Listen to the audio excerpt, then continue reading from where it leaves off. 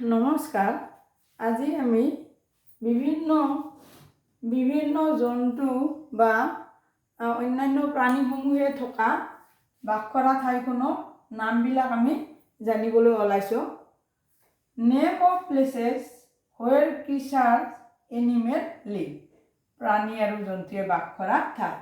Poultry farm, POULTRYFAR, poultry farm.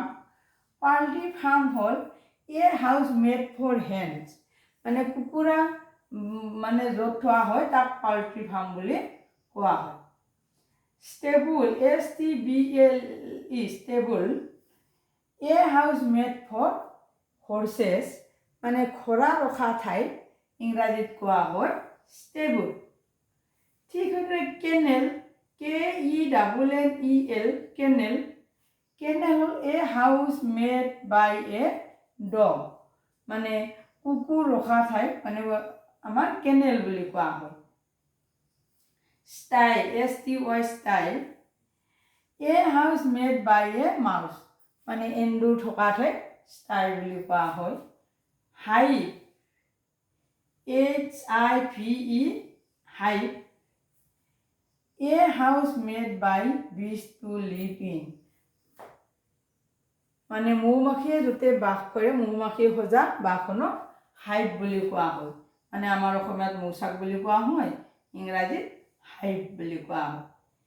Cape, CAVEA, Cape A house made by এ বিয়াৰ two live in, মানে য'ত ভালুকে বাস কৰে, ভালুকে থকা ঠাইখনক আমাৰ কেপ বুলি কোৱা হয়, CAVE, কেপ।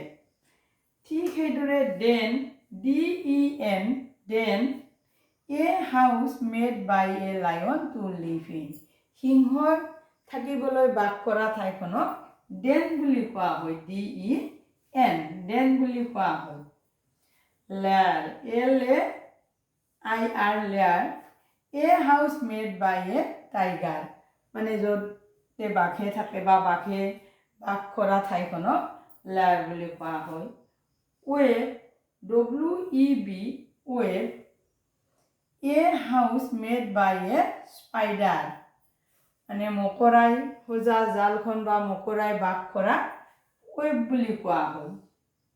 ঠিক সেইদৰে nest, NEST, nest a house made by a bird, মানে চৰাইও সজা বাহক আমি চৰাইৰ বাহ বুলি কওঁ অসমীয়াত, ইংৰাজীত কি কোৱা হয় নেষ্ট।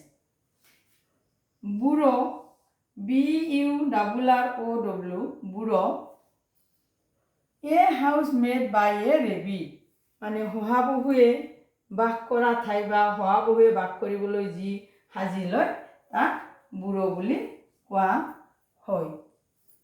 মোৰ চেনেলটো ছাবস্ক্ৰাইব কৰিব, লাইক কৰিব আৰু কমেণ্ট দিবলৈ অনুৰোধ কৰিলোঁ। লগতে শ্বেয়াৰ কৰিও যেন মোক মানে ভিডিঅ' বনাবলৈ মটিভেটেড কৰে, তাৰ বাবে মই ৰিকুৱেষ্ট কৰিলোঁ। আজি আমি name of places where creature or animal live, য'ত অন্যান্য প্ৰাণী বা জন্তুৱে বাস কৰা কেইখনমান মানে ঠাইত নিৰ্দিষ্ট নাম থাকে, সেই নামসমূহৰ বিষয়ে আলোচনা কৰিলোঁ।